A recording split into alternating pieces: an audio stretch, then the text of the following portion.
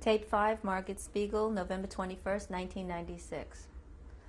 So I come to Sweden and them transport us in the trains to the buses, and I was in Sigtuna. Sigtuna, that was the capital 100 years ago in Sweden. Then take all these sick people there. They did a lot of things for us to help us, girls, to get back normal, you know. We not had what a girl had to have, everyone, we not had it. They stopped us, they gave us some food, something. We never had it. If we had it, once in a while, they not let us use anything, there was problems. So when we come to Sigtuna, they started doing the first thing to bring us back to life. They get us treatments, and they get food, and to get a little stronger and to be better. And we was there like 3 months. I was there in this place, and after this, they take us to Romanian block, Lega, only Romanian people, and check in different places, all the nationalities. And do the worst thing God, when we come there to live with Rotnikol, they start making, you know, we want kosher, and we got a kosher kitchen, and we got kosher food, and we was normal. They start being normal. And we thank God every second for it now and forever I'm gonna live. And I want to go to work a little bit. And there was a confection factory in Stockholm. They make the mustard, they did pickles there, they did the olives there, forever the things these in a factory that was making, and I could close the locks of them. Rimbosch, this was the biggest company there in Sweden. They used to take us from there, from the blocks, and take into work and bring us back there. And it was nice. And my sister was, but she had, her feet was frozen, and she was in another place. I can tell you, she was in the typhus lager. I had typhus too, and she was there. So all of a sudden, we got together in Sweden to make the Shoah. We're going to be together. And they started, and we was there for like 3 months, 4 months. Then we got away of another place, where the place called Fernabrück. There was very nice religious place, and kosher everything, was Orthodox, Shabbos, Yontev. It was a few hundred people there. It was very, very nice. We had that roof, and I have pictures. There was a yeshiva there, and we had a doctor service. We had problems with the teeth. He fixed at a dentist. There was a ear doctor. I got with my ear, and there was for the eyes. I got my first pair of glasses there. Westeros was the name. And I had a corset because I had the arthritis spondylitis, very sick. And this time I had there. This just set it up so fast, you know. So we was there after this Fernabrück. We have signed off for go to work. I wanted to go to work. Berta, my sister, wanted to go to work. Rosie, I meet later. So I got in Gothenburg. There was the second state from the capital in Sweden. I was learning home. I was doing, like I tell you, I was learning sewing for the house. And it was good for me. Otherwise I was, you know, learning in school in a cheder. So I learned to sew off electric machine, and I was making children clothes. There was 1,000 people was working there. We was in a good Israel pluga. We had a pluga from 24 girls. So my sister was there, Berta was there, Rosie was there, and I was there. I have pictures. We had a Rabbi Jacobson. He was a famous. In ganz Schweden, everybody was know he took care of all the refugees. And we had pictures with them. And we have a teacher. We had an English teacher there in Sweden, and we had a Hebrew teacher. And we had a beautiful collective life, Yiddish life, very frum, everybody. We no work, thank God, no Jontef, not Shabbos, never there in Schweden. All my 11 years, never Machal Shabbos gewesen. And my sister, and we, there was very good. The Swedish people was wonderful. There was of coupons, everything when we come in 1945. This I was there sick in the hospitals, and after we got off our own, we have to have coupons of everything. You want to buy a roll, you have to have a coupon. Of everything, you have to have coupons. The Swedish people used to give us the coupons as we can. Anyway, they helped us. They're very nice people. So we have to learn Swedish. They don't understand our languages.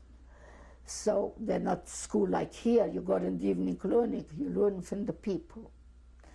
And in the first year, I start speaking Swedish. Nobody won't believe it that I'm not born there.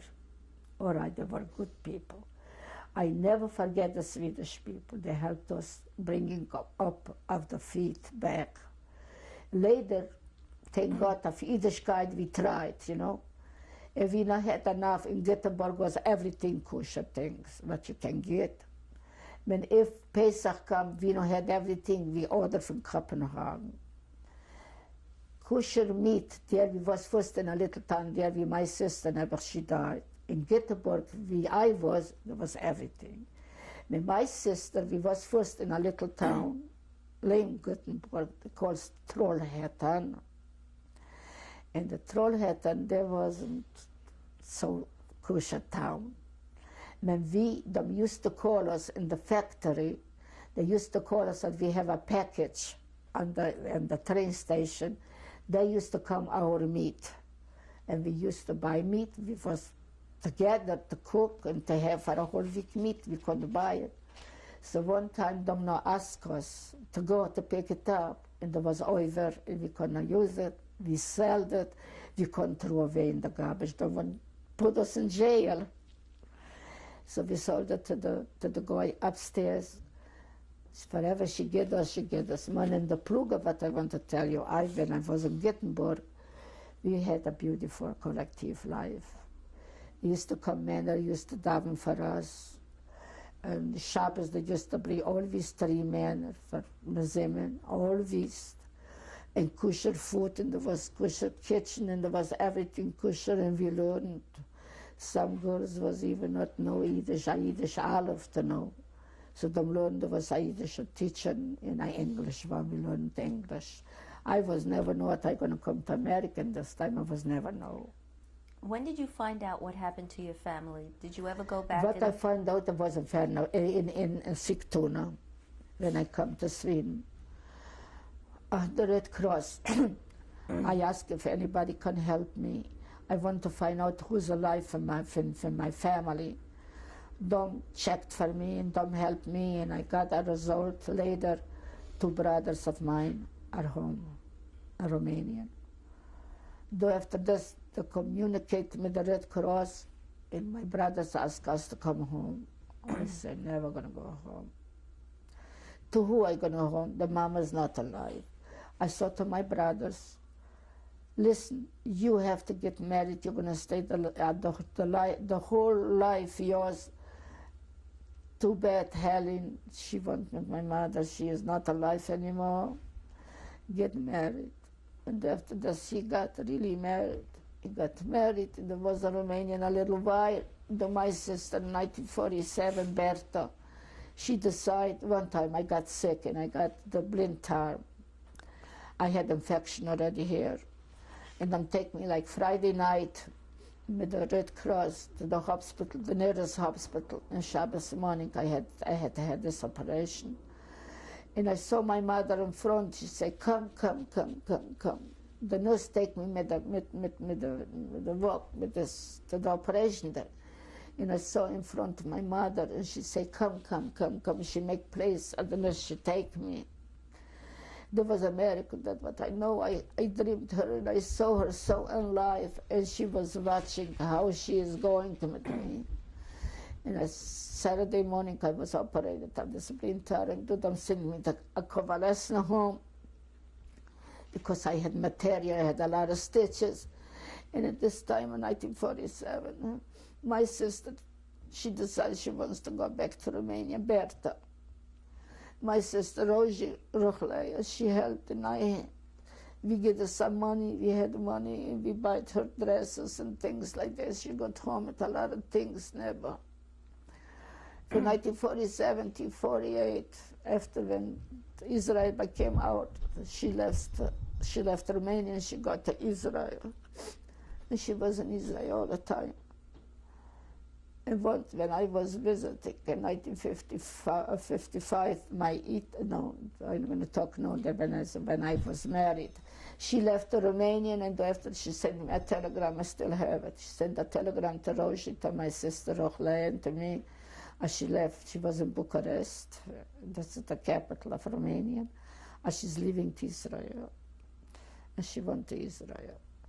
Though after this, I was working, and my sister Rochlea was working in Sweden, and in 1953, I met my husband. I was working, and I had a big picture in my little room. I had a room just like a closet big. I mean, it's very hard to get rooms, single people. Families get faster. And he saw the picture, and he asked who I am, and from there. What was his name? Bela Spiegel. When were you married? In 1953. Then he come back, and I was working when he saw this picture, and he come back, and he asked me, and we talked. There was in October, we got in October engaged like 6 months before. And in June 14, 1953, we got married. And when did you have your first child? Ita was born in March 6, 1954. When did you leave Europe and come to the United States? In 1955, I was in Israel. I promised to God, if I stay alive, and my husband was supporting me, if I want to go see my brother there in Israel now, and Berta is there, I gonna go. So I take my Ita, she was 1 year old in 1955. There was still 7 years after the war, was a hard time in Israel. I registered right away, but the Romanian quota wasn't too good. So in the meantime, I meet another man before I got married to my husband, and he was from Poland, and he really wanted to marry me. And he said, we're going to be earlier in America. The Polish quota is very good. And I was know him already like 3 months. When I meet my husband, I decided I want to get married to him. So we got married, and I was registered already to come to the United States. Because to Romanian, I was never going back because I could never survive.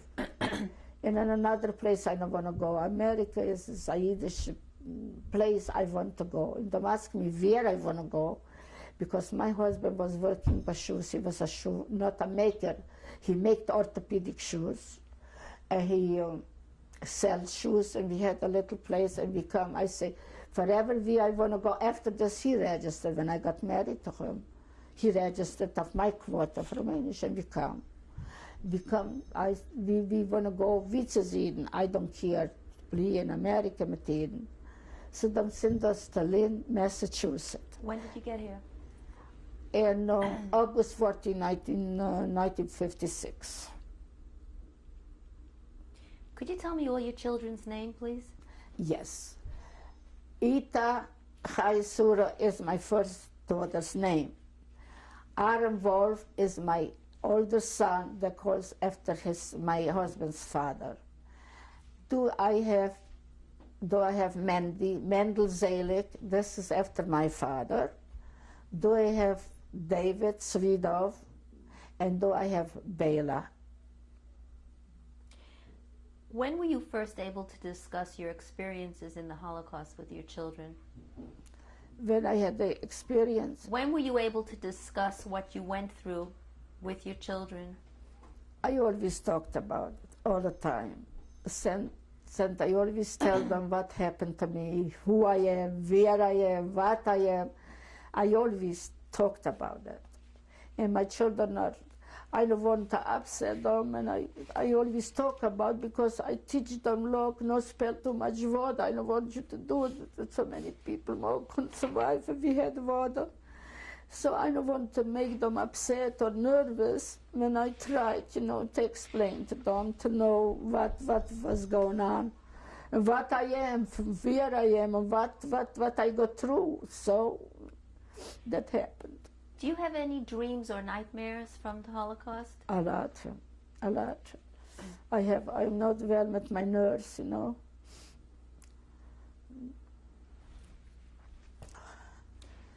I say what them do to us, what them did start doing in home, and what them did in the concentration camp, how them punished, how them killed, how them did, what bodies, what places, what I saw all the time. That's always in my head.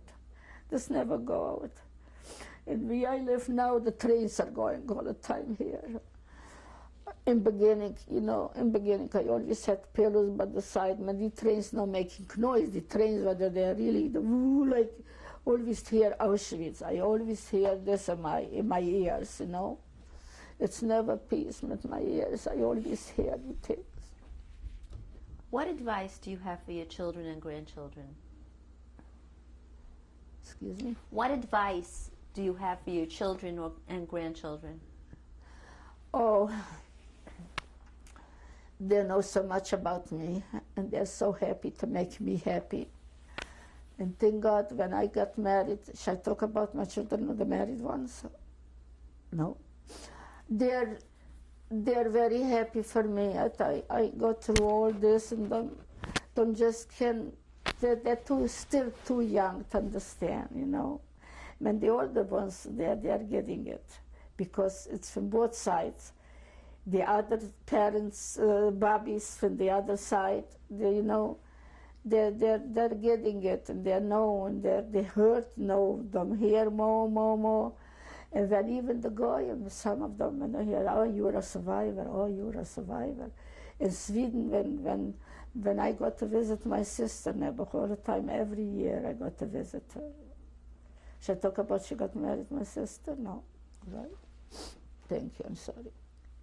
I just can't hear what you want me to say. Do you have a message for your children? If I have a message for my children, my message always was for my children. Be a good Jew, believe in God. He is real, and He is helping, and He never let me down. He never gonna let us down, and that is our praise for Kol Yisrael. This is the message. We should survive, and we should survive and survive and survive. We got too much through terrible things. Thank you. Thank you, dear, for listening to me.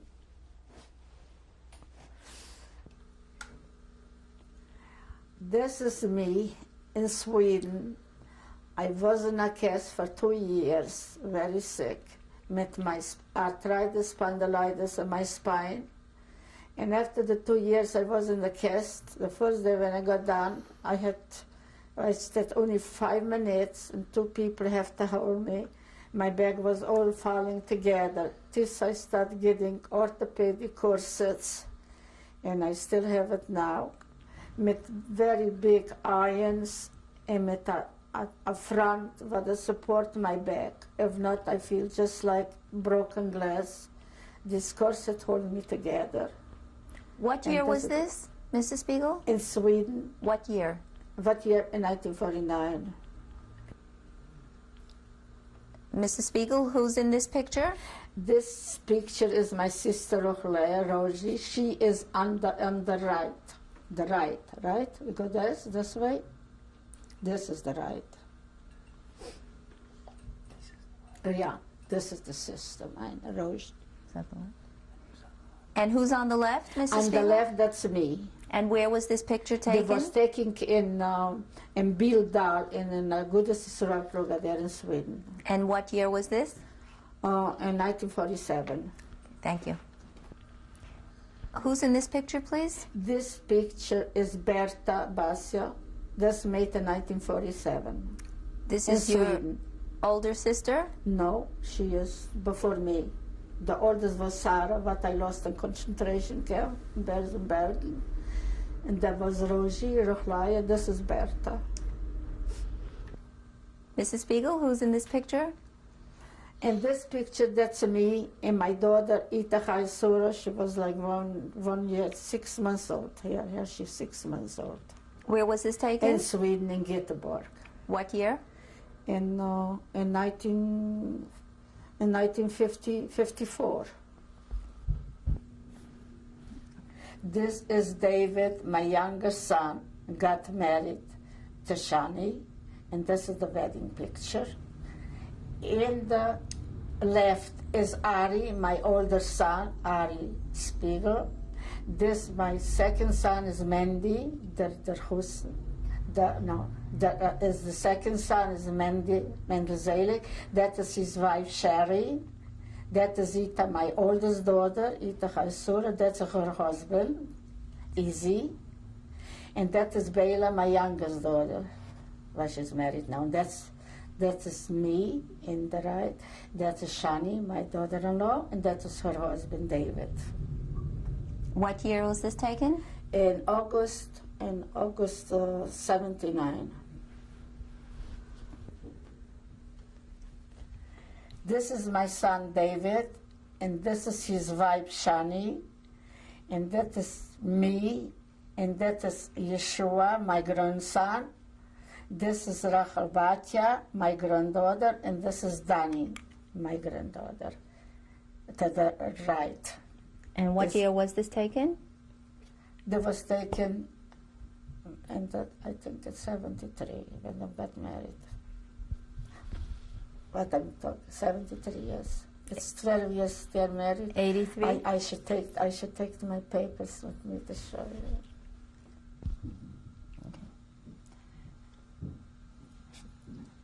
This is Mandy, my son, to the right, and this is his son, Ushi. That's next to him. This is Shmuli. No, the same thing. This is Shmul Yitzchok to the left. And that is my daughter-in-law Sherry to the left. This is Ushru. Ushi. This is Naomi. This is Naomi to the right. And what year was this taken? Around 2 years ago.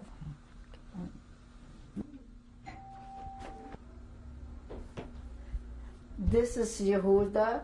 He is 3 years old now. There he was around a year old. And he is Mandy's and Sherry's baby. And he have 3 other brothers and a sister. This is my oldest daughter to right, Ita Chaisuro, and that's her husband, Izzy, and that is their sons of the Bar Mitzvah, Michael, Israel. How many years ago was this taken? He's 50 now, 2 years ago. Mrs. Spiegel, could you introduce us to your children Yes, and grandchildren? Here I will introduce, that is Mandy, my middle son, met his wife Sherry, and there is the second from the older son is Ushi. He's going to be Bar Mitzvah next month. There is Naomi, the Voira, and there we have Cheskala, Chesky, and then we have Yehuda. And Shmuel Yitzchok, he is 15, 16. He's not here. He's in yeshiva. I'm sorry. Next. Do we have David and David, my younger son, and Shani, the wife? Hi. Do we have Rochel Batya, Hi. my granddaughter? Do we have Dani, Yeshua, my grandson? Do we have Dani? Daniela. Does anyone have anything to say or offer a message? Well, basically, just the fact that my mother had the courage to finally do this, and it should have been done a long time ago, because she's constantly said that she's going to make some kind of memoir so people could never forget this thing. And we're hoping that this should never be forgotten, and that's what I think we're all here for. And there are, of course, other members of the family that didn't make it, but Baruch Hashem, they are alive, and we are hoping that my mother lives to be one of the last known survivors that anybody will ever say that never happened. I got my brother over here as well, Mandy. In addition to what my brother said, we have a lot to be grateful for what my mother has accomplished in her life after going through such a hard time, and still fighting to stay a Jew and still fighting to raise up a family, and she had a hard time doing that herself. And just the people who passed away from her family, you know, and speaking to her over the years, and like my younger brother said, that she had the courage to go ahead and say all this. Really, we never sat down and listened to what she had to say. We'll make sure to listen to it now. Just bits and pieces, and I'm sure what she'd said in a couple of hours, all these hours that she has spoken, I'm sure she'll unfold a lot of stuff that we really never heard or took the time to listen. We're very proud of her for being who she is and bringing us to this world, and like I say, that never gave up hope. And we of course have to thank God, Kadosh Baruch Hu, and we're just very proud of her. And like my younger brother says, hopefully she'll be one of the less healthy survivors for many, many years, and we should be able to learn from her and other people what unfortunately people have to go through. I'd like to say something as well, if possible. Coming from a family that didn't go through the Holocaust, my mother introduced me to an experience, opened up my eyes to a lot of things, and she has taught us a lot. And for generations to come, we hope that she continue her strength to go on from family to, you know, from generation to generation. Anyone else? Naomi? Anybody? Thank you very much for doing this as well. Appreciate Yes. it. Thank you very Thank much. you.